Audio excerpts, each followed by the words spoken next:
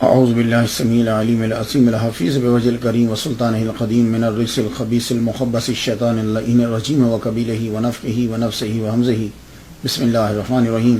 تمام نبیوں کے سردار حضرت محمد صلی اللہ علیہ وآلہ وسلم اور تمام مذاہب کے سردار دین اسلام کے پیروکاروں، سلام علیکم طبتم، برکتیں اور رحمتیں آپ پر، اور صلاۃ و سلام دنیا کی عظیم ہستی نبیوں کے سردار حضرت محمد صلی اللہ علیہ وآلہ وسلم اور دنیا کے عظیم ماں باپ حضور کے ماں باپ پر۔ آج کی گفتگو جو ہے وہ 42ویں مرحلے میں داخل ہو گئی۔ حاضر رحمت میں ربی ایک شعر سناؤں، گفتگو کا آغاز ہو جائے۔ کفر کافر را و دین دیندار را، ذرہ درد دل عطار را۔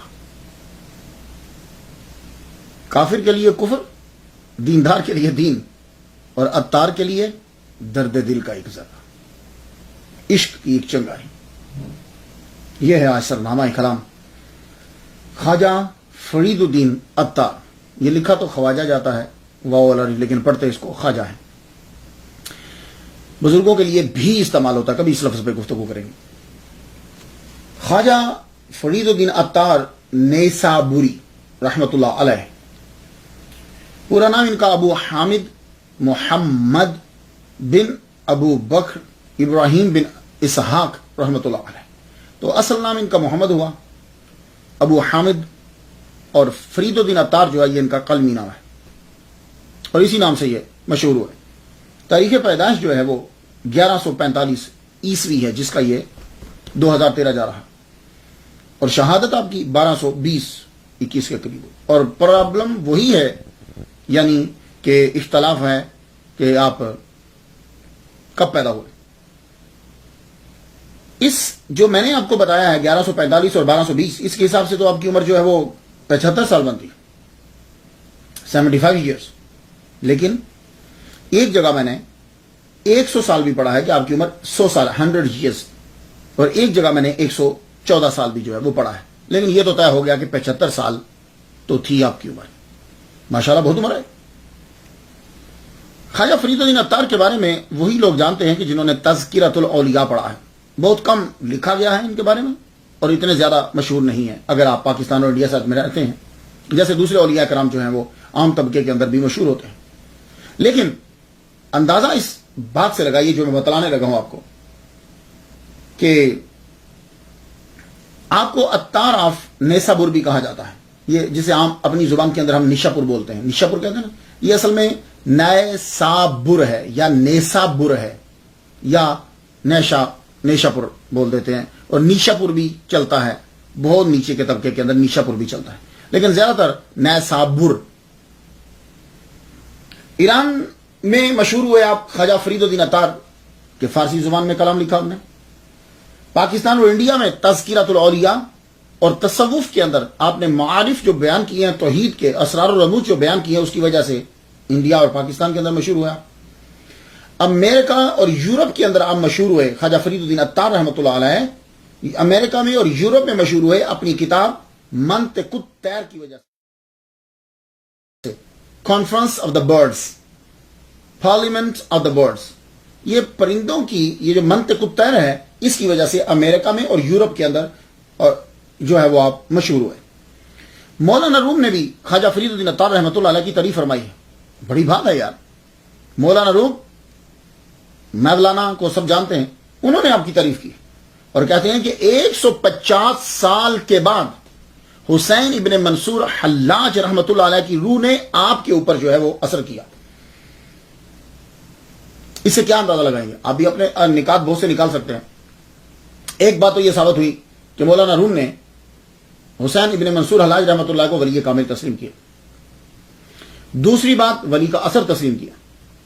تیسری بات یہ ہے کہ یہ اشارہ کیا کہ آپ اویسی سلسلے سے ہیں۔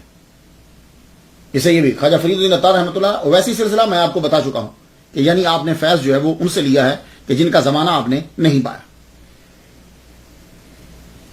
اب یہ اثر جو ہے وہ کس طرح کا ہو سکتا ہے؟ حسین ابن منصور حلاج رحمۃ اللہ علیہ کا جو مولانا روم فرما رہے ہیں کہ ان کا اثر ہوا ان کے اوپر، تو کیسے ہو سکتا ہے؟ پہلی بات، توحید کے اسرار و رموز کو بیان کرنا. ایک یہ بھی بالکل جیسے وہ ڈیفرنٹ تھے, ہٹ کے تھے, یہ بھی ہٹ کے. دوسری بات سیاحت ہے, انہوں نے بھی سیاحت کی, سیاحت کرتے کرتے انڈیا ہندوستان تک ہے, یہ بھی سیاحت کرتے کرتے انہوں نے بھی انڈیا تک سیاحت کی. اور تیسری بات جو ہے وہ کیا ہے, وہ یہ ہے کہ جس طرح حسین ابن منصور حلاج رحمۃ اللہ علیہ ان کو شہید کر دیا گیا, ان کا سر اڑا دیا گیا, آپ بھی جو ہے وہ شہید کر دیے گئے. اس کے علاوہ بھی بہت سے نکات ہو سکتے ہیں. پرانی کتب کو جب ہم پڑھتے ہیں تو بہت کم تذکرہ ملتا ہے آپ کا. ایون کہ تذکرۃ الاولیاء کو بھی پڑھیں تو بالکل مختصر سا ایک پیج کے اندر ہی سارا لکھ دیا گیا, اس سے زائد کوئی نہیں لکھا گیا. لیکن 1900 میں, جس کی اب 2013 جا رہی ہے, 1900 کے بعد جو ہے وہ آپ یورپ کے اندر بہت مشہور ہونے لگے. وہ کیسے؟ وہ آپ اپنی کتاب منطق الطیر سے مشہور ہونے لگے. اس منطق الطیر, یہ جو آپ کی کتاب ہے, اس کو بہت سے لوگوں نے سرنامہ کلام بنایا ہے, موضوع بنایا ہے, اس پہ گفتگو کی ہے, اس کے ترجمے ہوئے, جیسا کہ ایڈورڈ فٹز جیرالڈ, اس نے چند حصوں کا ترجمہ کیا. خواجہ فرید الدین عطار رحمۃ اللہ کی کتاب کا 1857 کے اندر چند حصوں کا ترجمہ کیا. اور عمر خیام کی رباعیات کا بھی اس نے ترجمہ کیا تھا. براک یونیورسٹی کینیڈا کے اندر 1996 کے اندر خواجہ فرید الدین عطار رحمۃ اللہ کی کتاب منطق الطیر کے اوپر پلے ہوا ہے. اسی طرح ایرانین منسٹری نے عطار ڈے منایا ہے, اور اس کے اندر بہت سے اسکالرز, بڑے بڑے فلاسفر, ٹیچرز, پرنسپلز, ان لوگوں کو جو ہے وہ بلایا گیا اور آرڈر دیا گیا کہ تم بھی اپنے اپنے جو ہے وہ حلقہ احباب کے اندر اپنی اپنی جگہوں میں خواجہ فرید الدین عطار رحمۃ اللہ علیہ کے دن کو بناؤ. یہ میں آپ کو امپورٹنس بتا رہا ہوں کیونکہ اتنا نام فیملیئر نہیں ہے. ان باتوں سے آپ اندازہ لگا لیجئے کہ یہ شخص کتنے عظیم ہیں. اس کے علاوہ 2010 کے اندر سیاٹل انٹرفیتھ کمیونٹی چرچ میں 2010 کے اندر جمال عبد الرحمان کو دعوت دی گئی کہ آپ آ کر تقریر کیجئے خواجہ فرید الدین عطار رحمۃ اللہ علیہ کی کتاب کانفرنس آف برڈز منطق الطیر کے اوپر. تو انہوں نے ایک تقریر کی اس کے اوپر, یہ چرچ کے اندر. 2012 میں فولجر تھیٹر واشنگٹن ڈی سی کے اندر فرید الدین عطار رحمۃ اللہ علیہ کی کتاب منطق الطیر کے اوپر پلے ہوا ہے اس تھیٹر کے اندر, یہ شیکسپیئر کے نام پر ہے. 2009 میں فینچیا ورلڈ تھیٹر کے اندر میں پلے ہوا, اس کا ڈائریکٹر جو ہے وہ ایک ہندو تھا. 2009 میں ونڈسر کیسل لندن کے اندر جو ہے وہ پلے ہوا. خواجہ فرید الدین عطار رحمۃ اللہ کی کتاب جو ہے, ایک ایرانی لڑکی انہوں نے بلائی جو فارسی زبان میں کلام پڑھتی تھی, اور ایک جو ہے وہ دف بجاتا تھا, اور دوسرا آدمی جو ہے وہ انگلش کے اندر ٹرانسلیٹ کرتا تھا ونڈسر کیسل لندن کے اندر. آپ ذرا اس سے اندازہ لگا لیجئے. پراگ شہر کے اندر جو چیک کا دارالحکومت, اس کے اندر فرید الدین عطار رحمۃ اللہ کا ڈے منایا گیا اور پرے ہوا, لیکن سب اس کے اندر انہوں نے لڑکیاں ڈال دی. ان تمام کو پڑھنے کے بعد جو میں ان کو بتا رہا ہوں کہ واشنگٹن ڈی سی امریکہ کے اندر, چیک کے اندر, اور لندن کے اندر, اور بھی امریکہ کی بہت سی اسٹیٹس کے اندر جو ہے وہ ان کے اوپر جو پلے ہو رہا ہے, یہ کیوں کر رہے ہیں؟ کبھی آپ نے غور کیا؟ ہم سادہ لوگ بڑے خوش ہو جاتے ہیں. وہ مولانا روم جو ہیں ان کی کتابوں کا ترجمہ ہالی ووڈ سے ہوا, میڈونا نے گایا, بڑے خوش ہوئے ہم. فرید الدین عطار رحمۃ اللہ علیہ کی کتابوں کا منطق الطیر کا پلے ہو رہا ہے, واشنگٹن ڈی سی کے اندر ہو رہا ہے, لندن کے اندر ہو رہا ہے, کینیڈا کے اندر ہو رہا ہے, بڑے خوش ہو رہے. اب غور کیجئے کہ کیا ہمارے یہی بزرگ ہیں؟ بھائی مولانا روم ہمارے بزرگ ہیں, رائٹ, فرید الدین عطار بزرگ, لیکن ان کے علاوہ بھی بہت مشہور بزرگ ہمارے گزرے ہیں.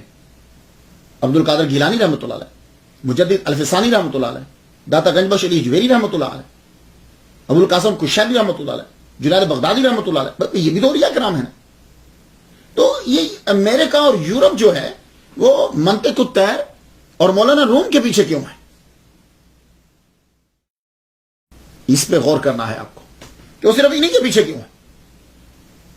اگر آپ منطق الطیر کے یہ جو اس کے اوپر جو پلے ہوتے ہیں اگر آپ دیکھیں تو اس میں کیا ہوتا ہے؟ اس میں ہوتا یہ ہے کہ کالا, وائٹ, لیکن زبان سب انگلش ہی بولتے ہیں, فریکوینٹلی بولتے ہیں, وہ انگلش بولتے ہیں امریکن ایکسنٹ کے اندر.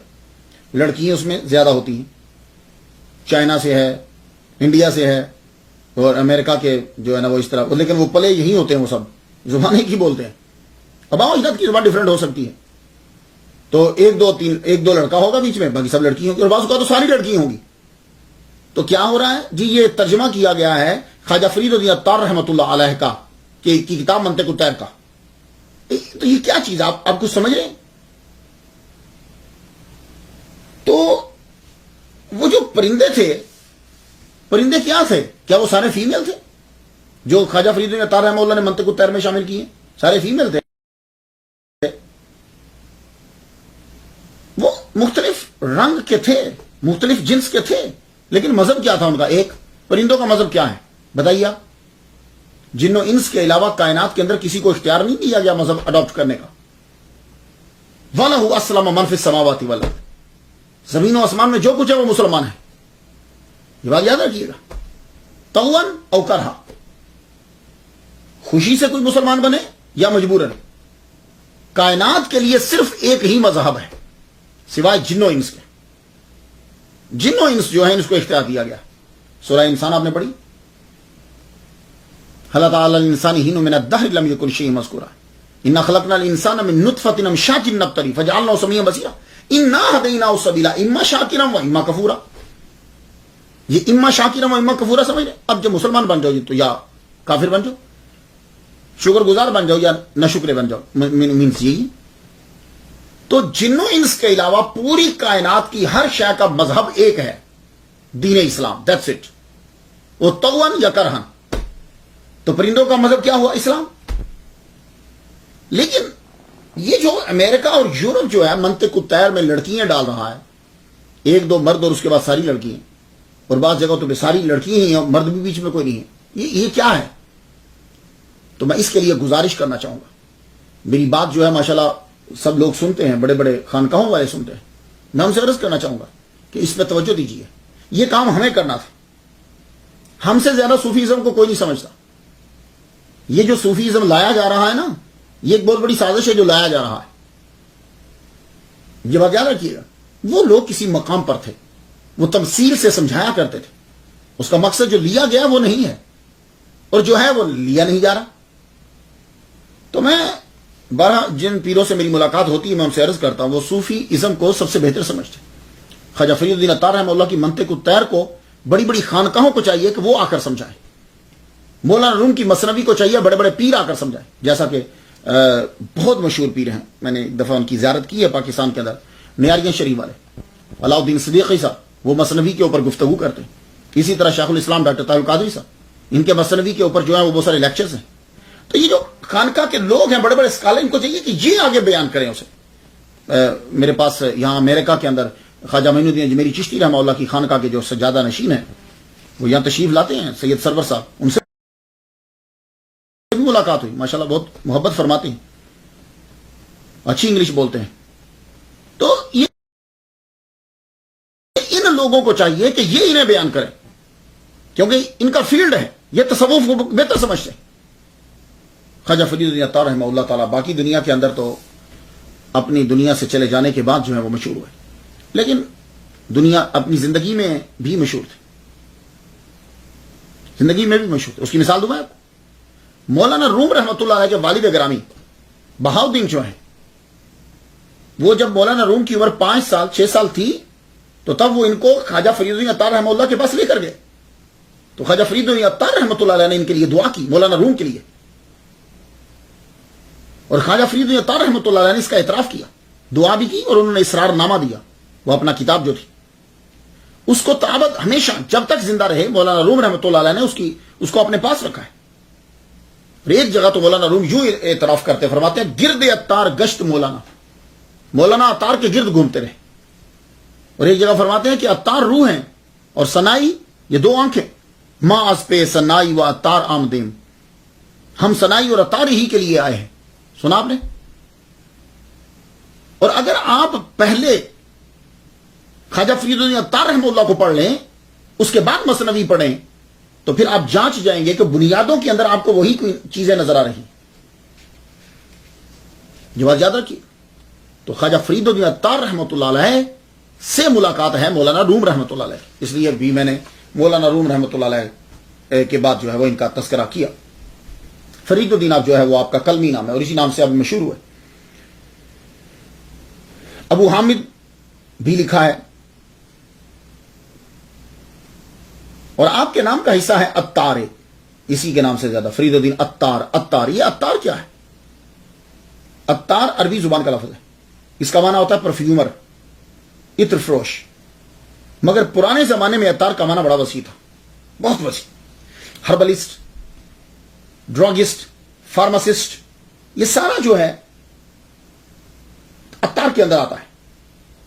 تو جو اتار کی دکان ہوتی تھی وہاں آپ کو کیمسٹ شاپ، ڈرگ سٹور وہی ہے، ڈسپینسری وہی ہے، پھولوں کی دکان وہی ہے، ہر چیز کا سامان، ایون کہ سرجری، اور آپ نے علاج کروانا ہے تو وہی ہاسپٹل بھی وہی ہے.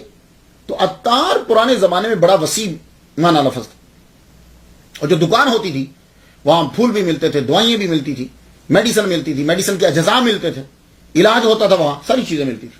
تو آپ کو اتار اس لیے کہا جاتا ہے کہ آپ کے والد گرامی بڑے زبردست ہربلسٹ تھے،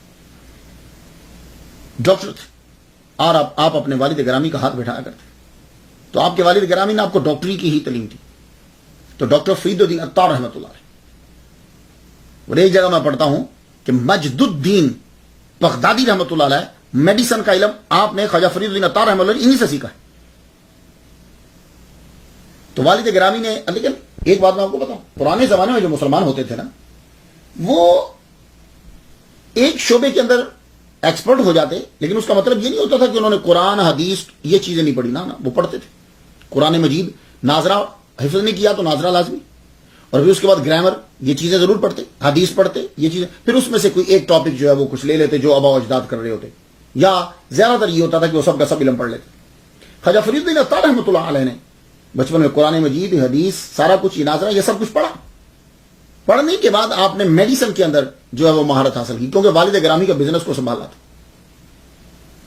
تو آپ خواجہ فرید الدین اتار رحمہ اللہ نیسابور کے اندر پیدا ہوئے. یہ میں پروننسیشن اس پہ ڈسکس کر چکا ہوں. اسے نیسابور بھی کہتے ہیں، نیسابور بھی کہتے ہیں، نیشاپور بھی کہتے ہیں. تو عام طور پر نیشاپور بولا جاتا ہے عام زبان کے اندر. یہ جو نیسابور ہے یہ ایران ملک کے اندر ہے. اس شہر نے دنیا اسلام کو بڑے بڑے سپوت دیے اور اس میں جنگیں بھی بڑی ہوئی. 1221 کے اندر تو بڑا تباہ ہو گیا. یہ معلوم ہے کیوں؟ چنگیز خان کا نام سنا ہے نا آپ نے؟ چنگیز خان کا داماد نیسابور کے اندر تھا. کسی نے تیر چلایا تو وہ تیر جو ہے وہ چلایا کسی اور جگہ تھا، خطا سے اسے لگ گیا، یہ مر گیا.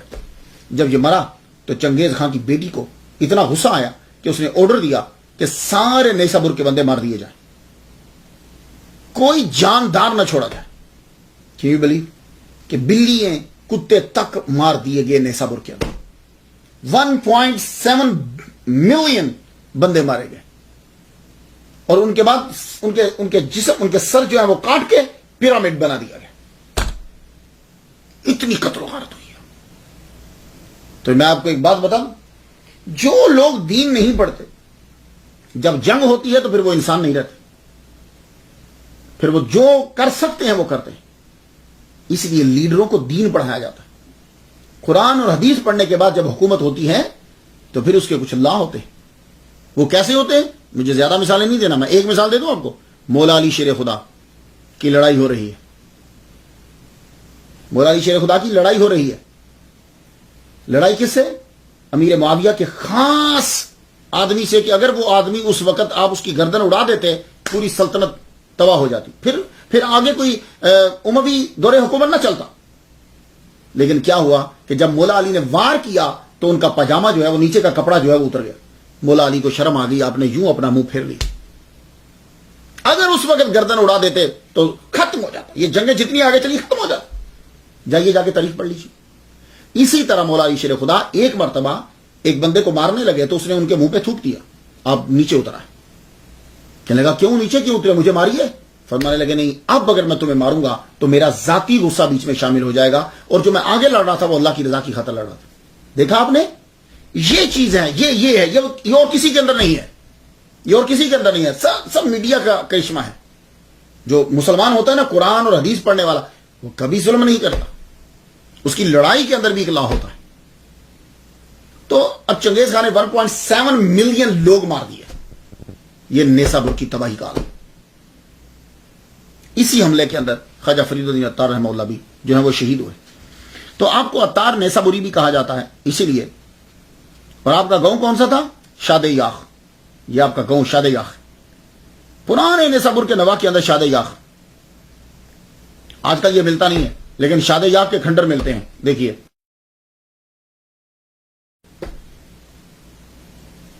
اس کے اندر ایک ڈھانچہ جو ہے وہ رکھا ہوا بیچ کے اندر، اور ایک دو ڈھانچے جو ہیں وہ سائڈ پہ جا کے رکھے ہوئے. یہ شہر باغات کا شہر ہوتا تھا، یہاں گارڈنز ہوتے تھے. اور آج آپ دیکھ لیجئے، آپ نے ابتدا میں والد صاحب کے پیشے کا علم حاصل کیا. آپ کے والد گرامی ابراہیم بن اسحاق زبردست فارماسسٹ اور ڈاکٹر. آپ نے بڑی جلدی والد صاحب کے کاروبار کے متعلق اور حکمت کے متعلق جان لی. آپ کے والد گرامی وہ بھی اولیاء کے محب تھے، اور جو باپ کی جو چیز ہوتی ہے وہ بیٹے کے اندر ضرور آتی ہے. آپ جب پیدا ہوئے تھے خواجہ فرید الدین عطار رحمہ اللہ، آپ کے والد گرامی آپ کو ایک ولی کامل جو وقت کے کتب ہے قطب الدین حیدر رحمۃ اللہ علیہ کے پاس لے کر گئے تھے. قطب الدین حیدر رحمۃ اللہ علیہ نے خواجہ فرید الدین عطار رحمہ اللہ کے لیے دعا کی. اس لیے بچوں کو بزرگوں کے پاس لے کے جاتے ہیں کہ بزرگ جب دعا کرتے ہیں تو بچے کے اندر کبھی نہ کبھی اثر جو ہے وہ ظاہر ہو جاتا ہے. سادات کی بہت تعظیم کیا کرتے تھے آپ کے والد گرامی بھی، اور خواجہ فرید الدین عطار رحمۃ اللہ علیہ. امام رضا علیہ السلام کے مزار کے ساتھ جو مدرسہ ہے وہاں خواجہ فرید الدین عطار رحمہ اللہ بڑا عرصہ وجہ وہاں پڑھتے رہے. آپ کے والد گرامی نے آپ کو تعلیم دلوائی.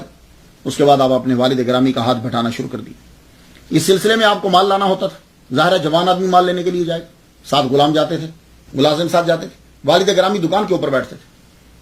تو آپ جب مال لینے کے لیے جاتے تو مختلف جگہوں میں آپ کو جانا پڑتا، بغداد، بصرہ، کوفہ، خوارزم، ترکستان، حتیٰ کہ انڈیا تک بھی آپ مال لینے کے لیے آتے کیونکہ یہاں مسالے ملتے تھے. انڈیا بھی آتے. لیکن خواجہ فرید الدین عطار رحمہ اللہ کا یہ طریقہ تھا کہ جب آپ کسی ملک میں مال لینے کے لیے جاتے تو ملازموں کو بتا دیتے کہ فلاں فلاں جگہ مال لیتا تم آنا. اور جتنے دن کا ٹور ہوتا تھا اس کے اندر پھر آپ مزارات پہ بھی جاتے تھے، اور مزارات ساتھ کوئی عالم دین وہاں ہوتا تو اس سے بیٹھ کے علم بھی حاصل کرتے تھے. تو یوں یہ ہوتا تھا کہ بزنس بھی چل رہا تھا اور علم بھی آپ حاصل کرتے جا رہے تھے.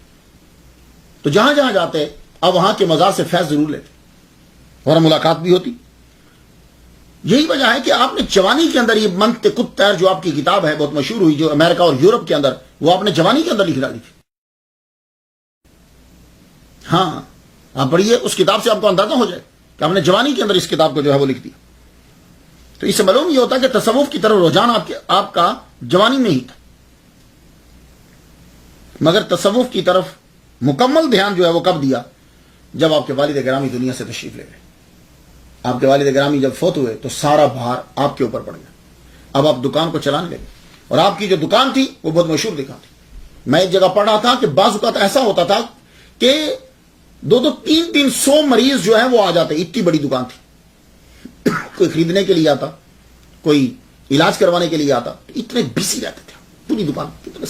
کتنے لوگ تو کام کرتے تھے، ملازمت کرتے تھے، ملازم تھے. آپ کے مریضوں کا رش رہتا ہر وقت. آپ کاؤنٹر کے اوپر بیٹھے. دنیا کو خیر بات جو ہے وہ کس طرح آپ نے کی، ٹرننگ پوائنٹ کیسے آیا؟ تو والد گرامی کی وفات کے بعد کلیتاً شعر و شاعری ان چیزوں سے آپ نے کنارہ کشی کر لی. روز صبح آتے، دکان کھولتے، مریضوں کی دیکھ بھال ہوتی، شام کو دکان بند کر کے چلے جاتے. سارا کچھ چھوٹ گیا. لیکن جس بندے نے علم پڑھا ہوتا ہے نا تو اللہ تعالیٰ پھر کوئی نہ کوئی سبب بناتا ہے کہ وہ پھر دوبارہ پلٹ کے واپس آ جاتا ہے. اگر بزرگوں کے ساتھ اس کا تعلق ہو تو وہ کبھی نہ کبھی پلٹ کے ضرور آئے گا. یہ بات یاد رکھیے. ایک دن کیا ہوا، صبح کے وقت آئے، دکان کھولی، کاؤنٹر پہ بیٹھے، حساب کرنے لگے، اور ملازم پیچھے دکان کھول رہے ہیں، سامان ٹھیک کر رہے ہیں. تو آپ یوں بزی ہیں، حساب کرنے میں بزی ہیں. ایک بابا جی سامنے آ کر کھڑے ہو گئے، کلندر کھڑے ہو، وہ ان کو یوں ٹک ٹکی لگا کے دیکھ رہے ہیں، اور یہ اپنے حساب میں لگے ہوئے ہیں کہ پچھلا کتنا ہے، آگے کیا کرنا ہے، ایسے حساب کیے جا رہے ہیں. وہ بابا ٹک ٹکی لگا کے، تو آپ کو پتا کہ فیلنگس تو ہو جاتی، کوئی بھی آگے کھڑا ہو جائے، آپ نہ بھی دیکھو تبھی آپ کو پتا چلتا کوئی ہے. تو آپ نے کافی دیر جب ان کی موجودگی کو محسوس کیا نا تو پھر آدھا چہرہ اٹھا کر، پورا فل بھی نہیں دیکھا، اتنے بھی تھوڑا سا ہی، کیوں گھر رہے ہو؟ جاؤ چلے جاؤ. وہ قلندر بولا ہر ایک کو جانا ہے, تمہیں بھی مجھے بھی, لیکن میں تو اپنے ہلکے پن کی وجہ سے بڑی جلدی چلا جاؤں گا, کمبل ہی تو ہے ایک میرے پاس, تم بتاؤ تم اتنے بھاری بزنس دکان کے ساتھ کیسے جاؤ گے؟ چلا بڑا زبردست. اور صبح کے وقت آپ نے پورا پورا پورا چیئر اٹھا, کہنے لگے تو اچھا تو بابا کیسے جائے گا, کیسے جائے گا بتا. وہ سامنے ہی لیٹ گیا, یوں کاؤنٹر پہ آپ بیٹھے ہوئے تھے, وہ سڑک پہ وہ گلی پہ سامنے ہی لیٹ گیا. بابا قلندر جو لیٹے, کمبل لیا, اگ گئے, روح کف سے انسری سے پرواز کر لیا. اب ایک دم سے اٹھے, جا کے ہاتھ پکڑا, دیکھا تو بابا قلندر جا چکا تھا. عجیب کیفیت ہو گئی, یار یہ ابھی تو مجھ سے بات کر رہا تھا, یہ بات کرتے کرتے لیٹا اور چلا گیا. ملازموں سے کہا دکان بند کر دو, چلو آؤ یہ قلندر کو اٹھاؤ, اس کی تجہیز و تکفین کا سامان کریں. خواجہ فرید عطار رحمہ اللہ اس کے کفن دفن کا انتظام کر رہے ہیں, سوچی جا رہے ہیں, اور اس بات نے ایسا زبردست کلک کیا دماغ. دوسرے دن صبح جب آئے, نور کا چشمہ ابھر رہا تھا اندر سے. فرمان لگے دکان بند کر دو, اعلان کر دیا جس چیز کو جو چیز میری دکان سے چاہیے آگے لے جاؤ, دکان بند, آج سے کام ختم. سارا کچھ جو بکتا تھا بیچ دیا, جو دینا تھا دے دیا, دکان بند کر کے سارا کچھ چھوڑ چھڑ کے نکل گئے. اللہ, کچھ سال شیخ رکن الدین کے ہاں ٹھہرے. یہ اس دور کے ولی کامل ہیں, چند سال حلقہ درویشی میں رہے, اس کے بعد آپ سے اجازت لے کر وہاں سے چلے گئے. مکہ میں جا کے اعتکاف کیا, مکہ مدینہ میں اعتکاف کرے. مکہ میں آپ اعتکاف کیے ہوئے ہیں, محمد مصطفیٰ صلی اللہ علیہ وآلہ وسلم کا دیدار ہو گیا. حضور صلی اللہ علیہ وسلم کا دیدار ہوا, وہ کیسے؟ حضور صلی اللہ علیہ وسلم تشریف لے جا رہے ہیں, فرماتے ہیں کہ تشریف لے جا, میں پیچھے بھاگا, سرکار رک گئے, میں نے ہاتھ پکڑا, ہاتھ پکڑ کے میں نے چوما, سرکار نے میرے ہاتھ کو پکڑ لیا. میرا ہاتھ پکڑنے کے بعد محمد مصطفیٰ صلی اللہ علیہ وسلم نے اپنا لعاب دہن خواجہ فرید عطار رحمہ اللہ کے منہ میں ڈال دیا, اور فرمایا تم میرے اسرار کے لائق ہو اور میرے انوار دیکھنے کے بھی لائق ہو. فرید عطار رحمہ اللہ کہتے ہیں کہ اس کے بعد تسلی اور سکون سے دل میرا بھر گیا جب میرا نبی ملا. اللہ اکبر, بھر گیا. اور باقی جو کچھ مجھے ملا میری زندگی میں, یہ سب سرکار صلی اللہ علیہ وسلم کی اس عطا کے صدقے سے ملا. تو آپ نے پھر لسان الغیب لکھی کتاب, اور لسان الغیب کے بارے میں یہ کہتے ہیں کہ این کتاب از پیش احمد گفتم در مقام مکہ ای نوشتہ. کہتے ہیں یہ کتاب میں نے مکہ میں لکھی, اس کے بعد میں نے سرکار صلی اللہ علیہ وسلم کی بارگاہ میں پیش کی, انہوں نے قبول فرمایا. مکہ اور مدینہ میں اعتکاف کرنے کے بعد پھر تو تصانیف کا سلسلہ چڑھ پڑا. آپ نے 50 سال مقامات مقدسہ کی زیارت کی. دیکھ لیا آپ نے, 50 سال تک جہاں جہاں مزار تھا وہاں جاتے, زیارت کرتے اور فیض لیتے, اور آپ نے خود اس کا تذکرہ کیا. کہتے ہیں تمام بڑے مزارات کی زیارت کی ہے, ان کی قبور کو آنکھوں سے لگایا ہے. میرے دشمن میرے فعل کو برا سمجھتے ہیں تو ان پر پتھر.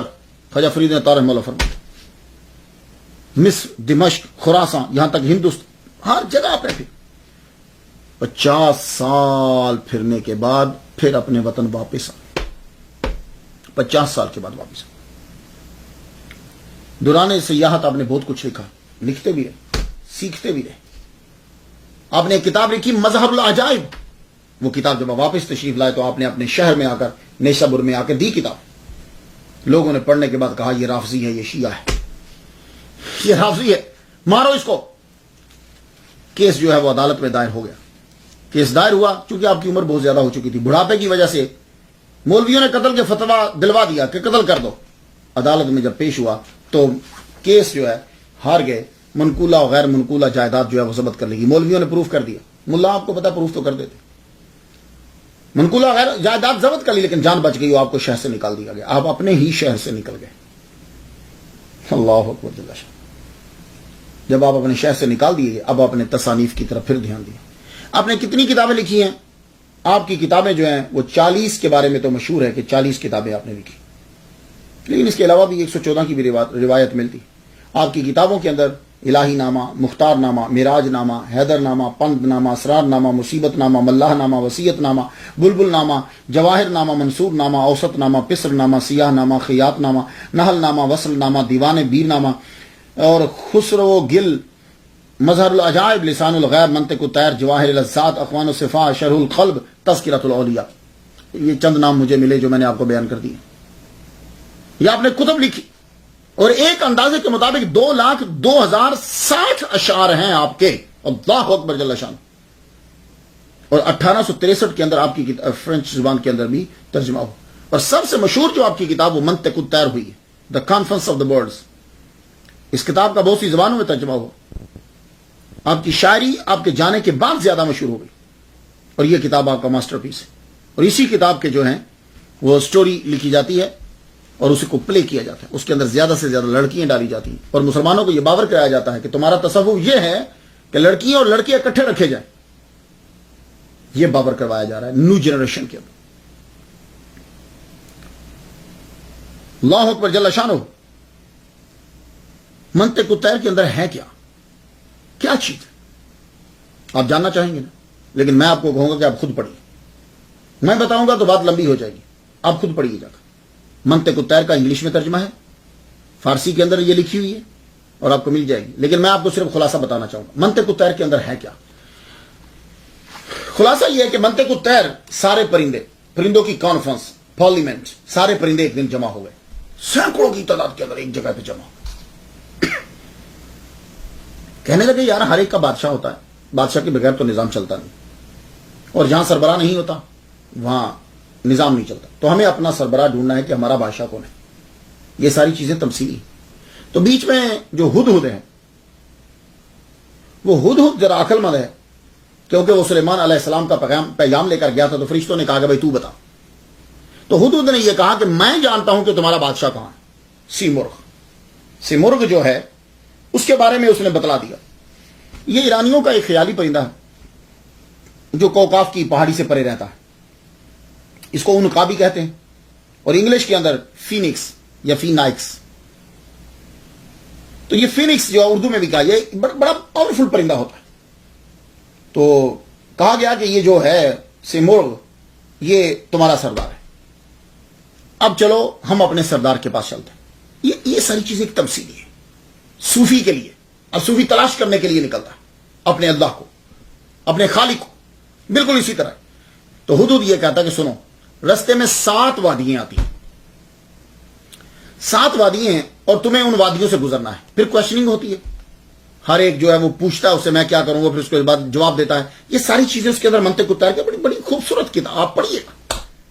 تو وہ ہدہد یہ کہتا ہے سنو, رستے میں بادشاہ تک پہنچنے کے لیے 7 وادیاں ہیں. پہلی طلب کی ہے کہ جب آدمی کسی چیز کی طرف بڑھتا ہے تو پہلے طلب تو ہونی چاہیے, نیت اور ارادہ. پھر اس کے بعد عشق کی وادی آتی ہے, کیونکہ اگر صرف آپ کے اندر طلب ہے لیکن لگن نہیں, وارفتگی نہیں, عشق نہیں ہے تو آپ آگے چلیں گے نہیں. پھر اس کے بعد معرفت کی وادی آتی ہے, پھر استغنا کی وادی ہے, پھر توحید کی وادی ہے, پھر حیرت کی وادی ہے, پھر فنا کی وادی. یہ 7 وادی ہیں. تو جب پرندوں کو لے کے چلتا ہے تو اس ہر وادی کے اوپر کچھ نہ کوئی پرندے پیچھے رہ جاتے ہیں, وہ آگے نہیں چل پاتے. لیکن جب فنا کی وادی میں 7ویں وادی میں پہنچتا ہے ہدہد, تو صرف ٹوٹل اس کے پاس 30 پرندے رہ جاتے ہیں. سب مصائب میں پیچھے رہ گئے. جب مصیبت آئی پیچھے رہ گئے, آگے نہیں بڑھ پائے. 30 پرندے رہ پائے. تو سے مرغ کا معنی پرندہ ہوتا ہے. تو جس کی طرف جا رہے ہیں اس کے نام کا میننگ ہی 30 ہے. وہاں جب پہنچتے ہیں تو وہاں ایک جو ہے وہ جھیل ہوتی ہے, اور جھیل کے اندر پرندے اپنے ہی عکس دیکھتے ہیں. یہ ہے, میں نے آپ کو صرف خلاصہ بنا دیا. زیادہ آپ سمجھنا چاہو گے تو آپ خود پڑھیے, پھر آپ کو سمجھ آئے گی کہ اس کے اندر کیا ہے. تو آپ کی اور دوسری کتاب جو مشہور ہوئی وہ تذکرۃ الاولیاء ہے. یہ تذکرۃ الاولیاء نے میری زندگی چینج کی ہے. آج جو میں 42 اولیاء کرام سرنامہ کلام بنا کر سنا چکا ہوں نا آپ کو, یہ تذکرۃ الاولیاء کی وجہ سے. بولو نا کیوں. میں نے اس کتاب کو 6 نومبر 2012 میں امریکہ میں پڑھا. اس کو میں نے جب میں نے پڑھا تو اس کے اندر ایک بات تھی. وہ کہتے ہیں کہ میں نے یہ اولیاء کرام کا تذکرہ جو ہے وہ میں نے کیوں لکھا. کہتے ہیں کاملین کی ارواح سے اس گناہگار کو امداد حاصل ہو, اس لیے میں نے یہ لکھا تذکرۃ الاولیاء. اور موت سے پہلے کسی محبت خاص کا فضل اس کو نصیب ہو. تو آپ نے تذکرۃ الاولیاء کے اندر 96 اولیاء کا تذکرہ کیا ہے سرنامہ کلام بنا کر, یعنی عنوان بنا کر. ویسے اس کے ضمن میں تو کئی ہیں, 96 96 ہیں ٹوٹل.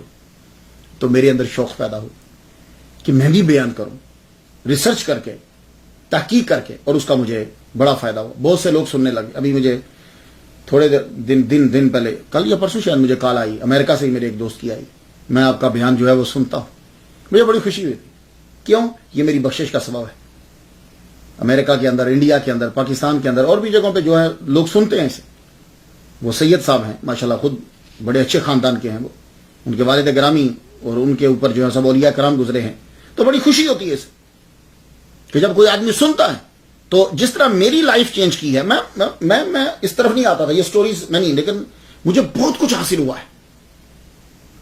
جب آپ کسی ولی کامل کی سٹوری کو سنتے ہیں یا پڑھتے ہیں, فوراً ان کی توجہ آپ کی طرف ہو جاتی ہے.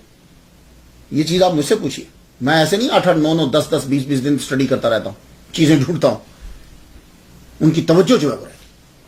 اور جب یہ تذکرۃ الاولیاء کے اندر انہوں نے فرمایا یہ کہ کاملین کی ارواح سے اس گناہگار کو امداد حاصل ہو, اس لیے میں نے تذکرۃ الاولیاء لکھا. تو بالکل میری بھی نیت یہی ہے. میں نے بھی اسی نیت سے جو ہے وہ یہ سلسلہ شروع کیا ہے کہ اولیاء کرام کے جو چاہنے والے ہیں, خادم جو ہیں, ان کی لسٹ میں میرا بھی جو نام اللہ تعالیٰ شامل فرما لے. آمین. میرے لیے یہ بہت بڑی سعادت ہوگی. خلافت جو ہے وہ آپ نے جے اسپینسر ٹرمنگہم نے یہ لکھا ہے اپنی کتاب دی صوفی آرڈر ان اسلام میں کہ یہ ان کے بزرگ تھے شیخ مجد الدین بغدادی. اور ای جی براؤن نے یہ کہا کہ آپ نے میڈیسن کا علم ان سے حاصل کیا ہے. اب آپ کی شہادت کس طرح, دنیا میں جو آتا ہے اسے جانا ہوتا ہے. آپ نے بہت سی کتابیں لکھی ہیں اور وہ کتابیں آج کل بھی پڑھی جاتی ہیں اور زبردست ذخیرہ ہے ہمارے پاس. تاتاریوں نے جب نیشا پور نئے سابر کی اینٹ سے اینٹ بجا دی تو ایک تاتاری نے آپ کو پکڑ لیا, خواجہ فرید تار رحمہ اللہ, آپ بوڑھے سے پکڑ لیا, آپ کو پکڑ کے لے جا رہا ہے. تو ایک بندہ رستے میں آیا, کہنے لگا انہیں مت مارنا, میں تمہیں 10,000 درم دیتا ہوں, انہیں مت مارو, چھوڑ دو ان کو. تو خواجہ فرید تار رحمہ اللہ, نہ بہت کم قیمت لگا رہا میری, اس سے زیادہ تجھے پیسے ملیں گے. نہ دیکھا آپ نے, فرمایا لگے نہ لینا. سپاہی کے ذہن میں آیا کہ شاید یہ بابا بہت بڑا آدمی ہے, اس سے بھی مہنگا بیچوں گا میں اسے, شاید اور پیسے ملیں. آگے گئے تو ایک غریب سا آدمی آ رہا تھا, اس بیچارے کی کل جمع پونجی صرف وہی تھا, وہ جو ہے اوپر اس نے وہ گھاس جو ہے اٹھایا ہوا. تو تتاری سے کہنے لگا, میں تجھے یہ اپنی ساری, یہ کیوں, اس بیچارے نے سارا دن محنت کر کے یہی تو کمایا تھا, اب غریب آدمی کے لیے گھاس ہی تو ہے. بولا یہ میں تجھے دیتا ہوں بابا. تو خواجہ فرید تار رحمہ اللہ کہنے لگے ہاں یہ میری قیمت ہے, بلکہ یہ زیادہ بتا رہا, اس سے بھی کم میری قیمت ہے. تتاری کو غصہ آیا, اس نے کھڑے کھڑے تلوار ماری, گردن اڑا دی. خواجہ فرید تار رحمہ اللہ تعالی وہیں آپ کی شہادت. اللہ اکبر. آپ کو دفنا دیا گیا. اس دور کے اندر ایک قاضی ہوتے تھے, قاضی یحییٰ بن سعد, انہوں نے آپ کی قبر بنائی, لیکن یہ پہلے آپ کے معتقد نہیں تھے. کیوں؟ کہتے تھے یہ کہانی نویس ہے, کہانی گو جو ہے وہ بابا ہے. آپ کو جب دفنا دیا گیا تو اس کے اوپر کچھ چیز نہیں تھی. قاضی کا بیٹا مر گیا تو وہ مرتے وصیت کر گیا تھا کہ میری قبر ان کے قدموں میں بنائی جائے. تو رشتہ داروں نے جا کے بنا دی, پہلے سے ہی بنا دی. اب جنازہ جو ہے وہ رات کو ہونا تھا, کیونکہ اس کا وفات ہی کچھ ٹائم ہوا, دیر ہو گئی, رات ہو گئی. تو قاضی نے پوچھا میرے بیٹے کی قبر کہاں کھودی ہے؟ قاضی وہ فرید الدین عطار جو ہے نا, ان کے پاؤں میں, وہاں کیوں قبر کھودی؟ اس کو کہانی نویس کے کہانی کو کہ پاؤں کے اندر میرا بیٹا, وہاں لٹاؤ گے تم, جاؤ کہیں اور جا کے کھودو. کہنے لگی جب تو رات ہوگی, اب جا کے کہاں کھودیں, صبح ہی پھر ہوگا. اب یہ بیٹھ گیا, سوئے تو بیٹا فوت ہوا ہے, کہاں سوئے گا. لیکن جب صبح کا وقت آیا تو کیا ہوا کہ آدمی, آپ کو پتا جب تھک جاتا ہے نا تو اس کی عجیب سی کیفیت ہوتی ہے, وہ جاگ بھی رہا ہوتا ہے اور سویا بھی ہوتا ہے. کبھی آپ پہ تاری ہوئی ہے کبھی جب آپ نفل پڑھتے تہجد کے ٹائم ایسی کیفیت تاری ہو جاتی. تو کیا دیکھتا ہے قاضی یحییٰ, دیکھتے ہیں کہ فرشتے جو ہیں وہ آسمان سے اتر رہے ہیں خواجہ فرید الدین عطار رحمۃ اللہ علیہ کی قبر کے اوپر. اللہ اکبر جل شان. اور بیٹا جو ہے وہ سامنے کھڑا رو رہا ہے, کہنے لگا ابا مجھے اتنے نیک بندے کی قربت سے تم نے کیوں محروم رکھا, مجھے میری قبر وہاں کیوں کھدوا رہے ہو. ایک دم سے اٹھے, کہنے لگے وہ قبر رہنے دو اور کہیں مت کھودنا. جنازہ پڑھانے کے بعد بچے کو ان کے پاؤں میں ہی دفنایا گیا.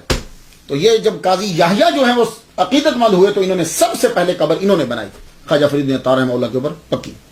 اس کے بعد ان کے بعد جو ہے بڑے عرصے کے بعد میر شیر علی نے سلطان حسین مرزا کے عہد کے اندر عہد حکومت میں ایک بلند مزار بنایا، اور آج آپ کا مزار جو ہے یہ نیسابور ایران میں تعمیراتی شاہکار ہے. آپ جائیے، وہیں آپ کو ان کے سب سے بڑے جو ہے وہ مصور کی قبر، عمر خیام کا مقبرہ وہاں ملے گا، اور خواجہ فرید الدین عطار رحمہ اللہ، اور ایک سید زادے اور یہ بالکل ایک باغ کے اندر جو ہے نا یہ انہوں نے بنایا، اور بڑا خوبصورت ہے. ذرا ملاحظہ کیجیے.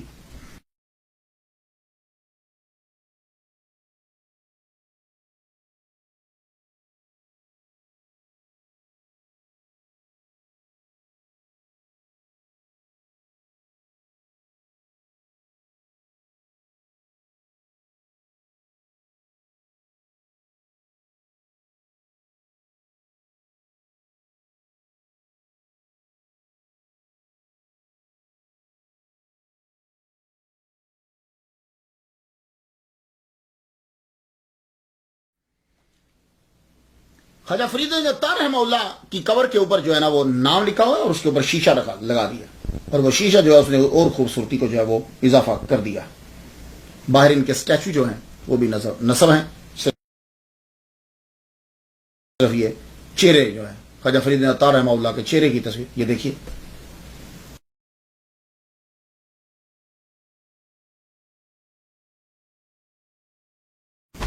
میں تو ان کے لیے فاتحہ پڑھ چکا، آپ بھی ان کے لیے فاتحہ پڑھ دیجیے، اور کبھی موقع ملا تو منطق الطیر خود پڑھیے گا، انگلش میں بھی ہے. پڑھنے کے بعد پھر اس کو تصوف کے رنگ کے اندر اور روحانیت کے رنگ کے اندر لوگوں کو سمجھائیے گا. اجازت دیجیے. واخر دعوانا الحمدللہ رب العالمین.